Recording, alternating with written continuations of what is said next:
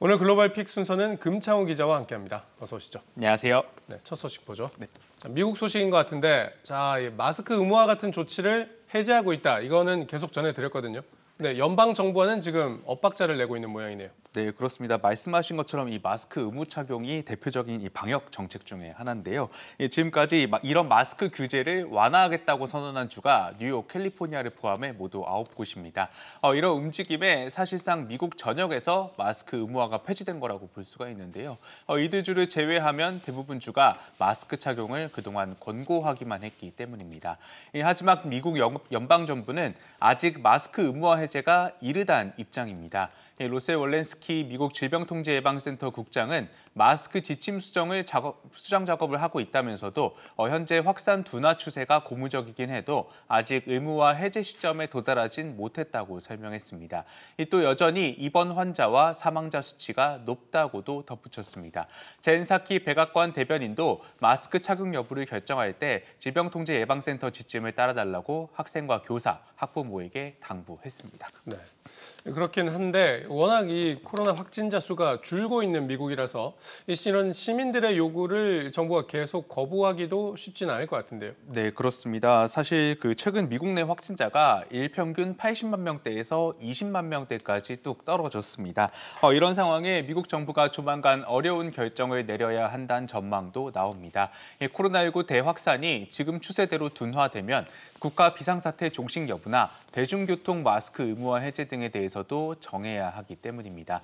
제프 자이언츠 백악관 코로나19 대응 조정관은 미국이 앞으로 나아가기 위해 취해야 할 조치들에 대해서 주지사, 외부 전문가, 그리고 의사 등과 협의를 계속하고 있다고 밝혔습니다.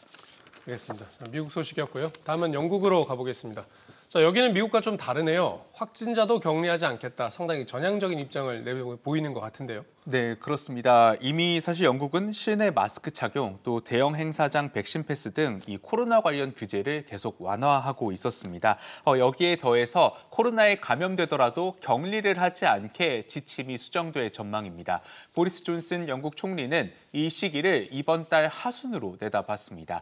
이 기존 계획보다 한 달가량 이른 시점입니다.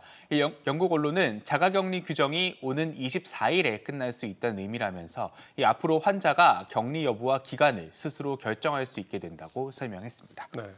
이러면 감기하고 크게 다를 바 없어지는 건데요. 어떤 배경에서 영국 정부가 이런 정책 추진하는 겁니까? 네, 아무래도 이 코로나 확산세 둔화가 역시 결정적인 영향을 미쳤습니다. 현지 시간으로 8일 기준 영국의 신규 확진자는 6만 6천여 명인데 이는 지난달 4일보다 15만 명가량 줄어든 수치입니다.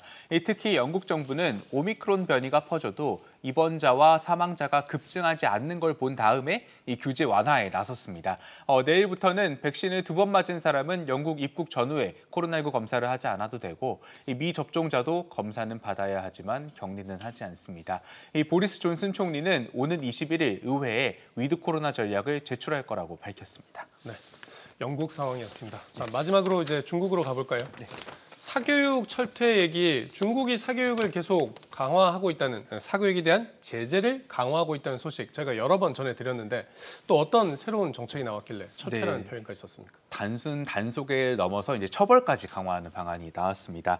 지난해 7월 중국 정부는 학생들의 학업 부담을 줄이고 또 가정의 사교육비 부담을 완화해 출생률을 끌어올리겠다며 사교육을 규제했습니다. 초중등 과정 수학 등 학교 교과 수업과 관련된 사교육을 금지하고 이런 서비스를 제공한 업체는 모두 비영리기구로 등록하기로 했습니다. 이에 체육이나 문화예술, 또 과학기술 과목만 사교육을 받는 게 가능해졌는데요. 중국 정부는 여기서 더 나아가 처벌까지 하기로 했습니다. 이 법률을 위반해 사교육을 하다 적발될 경우 거액의 벌금을 내야 하고 또 영구 퇴출됩니다.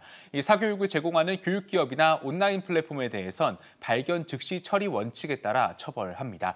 또 중국 정부는 단속을 효율적으로 하기 위해 신고 점수, 추적 조회, 그리고 결과 피드백을 활성화하고 신고자 신분이 노출되지 않게 하라고 당부했습니다. 네.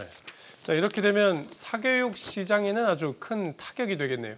네, 그렇습니다. 사실 지난해 중국 수능 또 가오카오에 응시한 인원이 1,000만 명이 넘을 정도로 이 중국은 학생 수가 상당히 많은데요.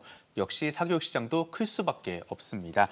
중국 사교육 시장은 우리 돈으로 약 138조 원 규모로 추정이 됐습니다. 이렇게 큰 시장이 지난해 규제 이후 급격히 쪼그라들었습니다. 규제가 시작된 지 5개월 만에 사교육 업체 80%가 사라졌고요.